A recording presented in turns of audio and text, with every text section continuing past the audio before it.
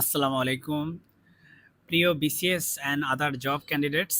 আজকে আমরা আবারও ফ্ল্যাশ কার্ড খেলা শুরু করলাম।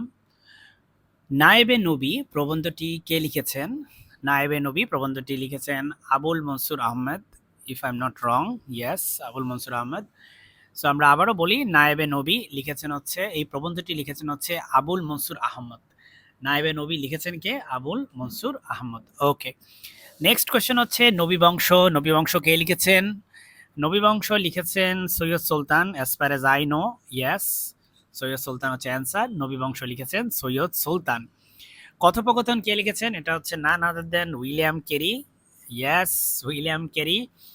ইতিহাসমালা, এটা লিখেছেন William Carey. Yes, William Carey. আপনারা হয়তো ভাবতে পারেন যে কি ব্যাপারে, যা বলতেছে সবই তো হইতেছে।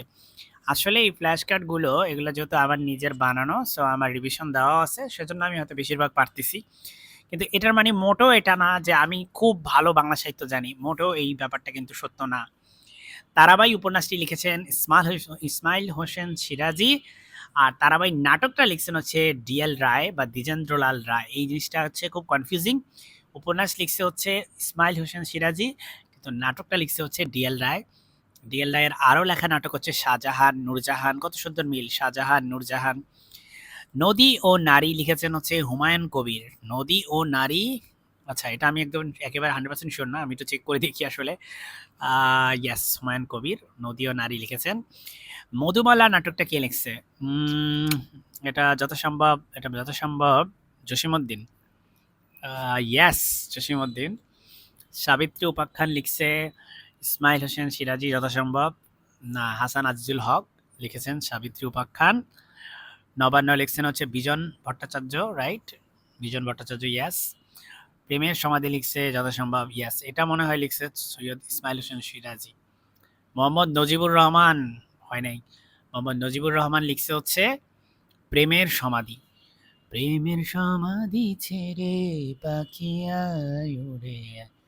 না, আমি যে কি গাইলাম আমি নিজেও জানি না, আসলে লিরিক্স আমি নিজেও পারি না। যাই হোক, সরি, আসলে let's back to the studies. Lucy poem, lyrical ballad, the daffodils, the solitary reaper, Tintern Abbey, ode to immortality. By the way, যারা ইংরেজি সাহিত্যের আছেন তারা আমাকে মাফ করে দেন যদি ভুলভাল উচ্চারণ করে থাকি। এই পয়েমসগুলা কে লিখছে? ওকে, সো যেমন আমি লিরিক্যাল ব্যালাদ বা লুসি বা ডেফোডিল বা সলিটারি রিপার এগুলা বললেই মনে পড়ে উইলিয়াম ওয়ার্ডসওয়ার্থের কথা। সো ওড টু ইমর্টালিটি এটা হচ্ছে তার লেখা। আশা করি আমি ঠিক বলতেছি। ইয়েস, উইলিয়াম ওয়ার্ডসওয়ার্থ হচ্ছে answer. The gift of Magi, এটা কে লিখছে? দ্য গিফট অফ ম্যাজাই লিখছে ও Henry, right, O Henry. Yes, O Henry মানে হচ্ছে William Sydney Porter Henry. William Sydney Porter হচ্ছে ও হেনরি। সো ক্যারেক্টার হচ্ছে Jim and Della. The gift of the Magi, এটার ক্যারেক্টার হচ্ছে কে? Gym এবং ডেলা। এ modest proposal, এটা লিখছে, আমি অ্যাকচুয়ালি মনে করতে পারতেছি না এটা কে লিখছে। Let's check. Jonathan Swift. A modest proposal লিখছে হচ্ছে Jonathan Swift. An essay on man, an essay on man, এই অ্যাসেটা লিখছে হচ্ছে I don't know, let's check. Alexander pope.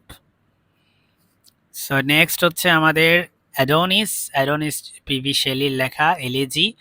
It is written on the death of John Keats. Yes, PV শেলির লেখা। No second Troy, এটা হচ্ছে William, sorry, এটা হচ্ছে ডব্লিউ বি ইয়েটসের নো সেকেন্ড ট্রয়, মানে আরও একটা ট্রয় চাই না, এরকম কিছু একটা। এবং এখানে আসলে সে একজন সুন্দরীর প্রেমে পড়ছে যতটুকু আমার মনে পড়ে, এবং সেজন্য সে যথাসময় কোনো আইরিশ সুন্দরীর প্রেমে পড়ে সে লিখছে নো সেকেন্ড ট্রয় পোয়েমটা।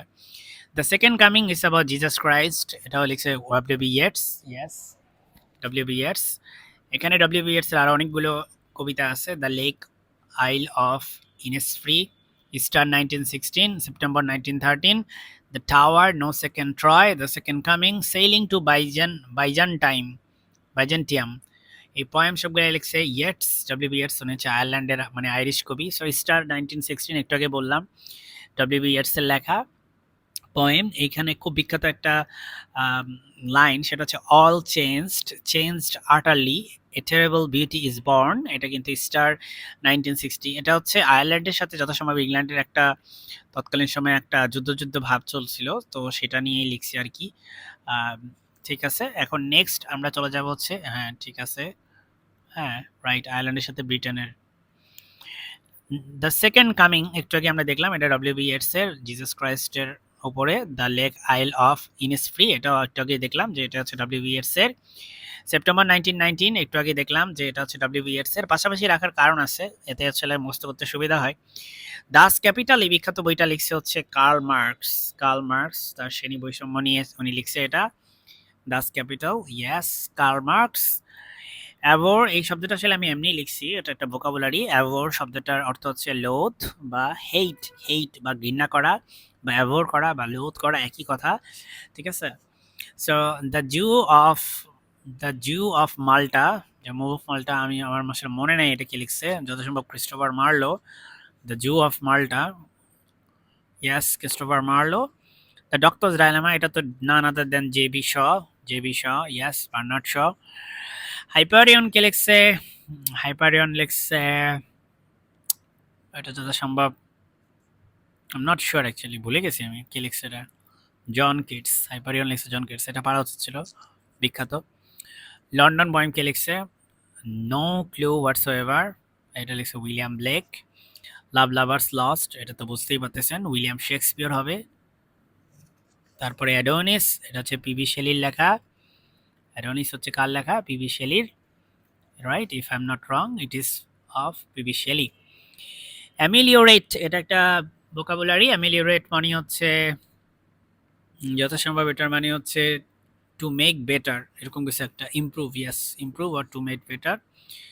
এইটার উচ্চারণ আমার খুব অসুবিধা হয় বলতে, যাই হোক। টেস্ট অফ দ্য টি আরবার ভাইলস, আই ডোন্ট নো ঠিকঠাক বলতেছি কিনা, যারা ইংলিশ শিখতেছে তারাই বলবেন। এটা একটা নোবেল, এটা হচ্ছে হার্ডির লেখা যথাসম্ভব, ইয়েস থমাস হার্ডি।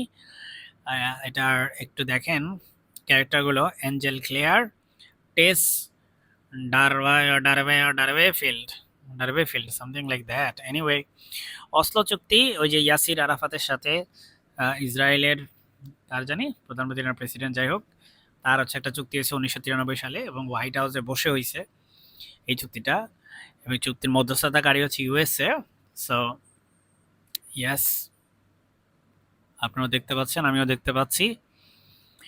1949 সালে রেভলিউশন নিয়ে আমি একটু লিখলাম, যে 1949 সালে আসলে বেশ কয়েকটা ঘটনাই ঘটছে। আমি এখানে দুইটা লেখা আছে অবশ্য মাত্র।